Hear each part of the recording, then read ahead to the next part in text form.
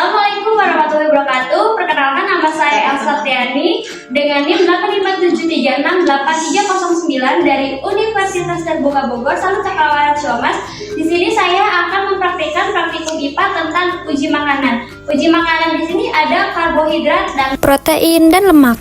Dan bahan yang saya perlukan yaitu ada Kentang, apel, biskuit, roti, terigu, nasi, pisang, susu, telur, seledri, alkohol, cairan kolium, betadin, tempe, tahu, air gula, margarin, minyak, kapur dan kalium, dan ayam. Mari kita bahas landasan teorinya. Karbohidrat adalah salah satu nutrisi makro yang utama dan merupakan sumber energi utama bagi tubuh.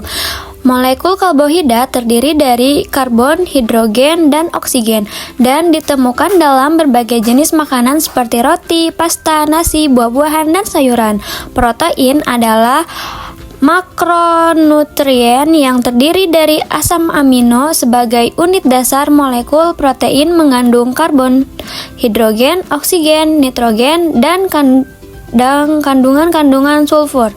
Protein memainkan peran penting dalam struktur, fungsi, dan regulasi sel serta jaringan tubuh.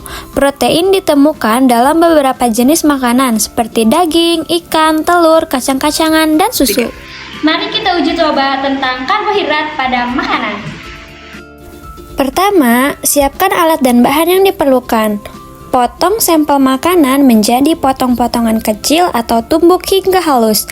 Letakkan sampel makanan pada piring plastik. Tambahkan 2-3 tetes larutan yodium langsung pada sampel makanan. Pastikan larutan yodium menyebar merata di permukaan makanan. Perhatikan perubahan warna pada makanan setelah larutan yodium diteteskan. Makanan yang mengandung karbohidrat, dia akan berubah menjadi warna hitam atau sedikit merah ati.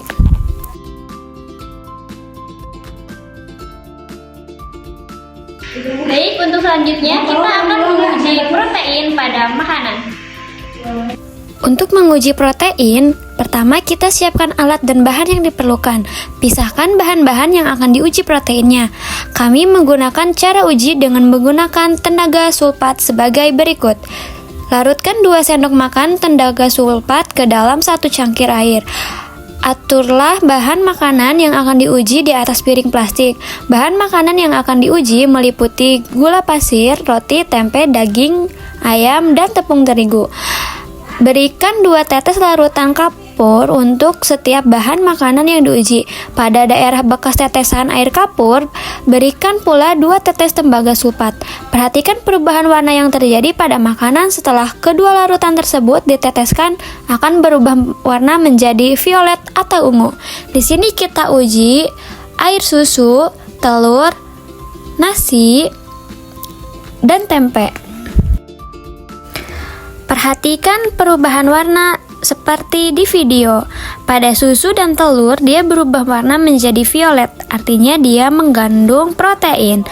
Pada nasi, dia berubah warna menjadi hitam, artinya dia mengandung karbon dioksida.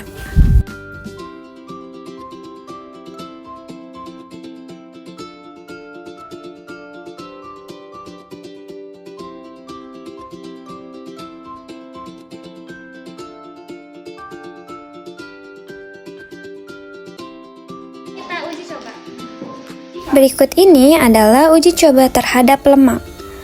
Kita teteskan atau oleskan beberapa bahan makanan kepada kertas buram, lalu jemur selama 20 menit.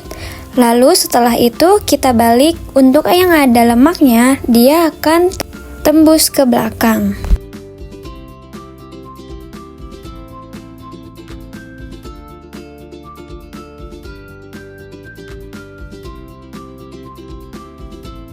Selanjutnya ada hasil pengamatan uji karbohidrat dan uji protein.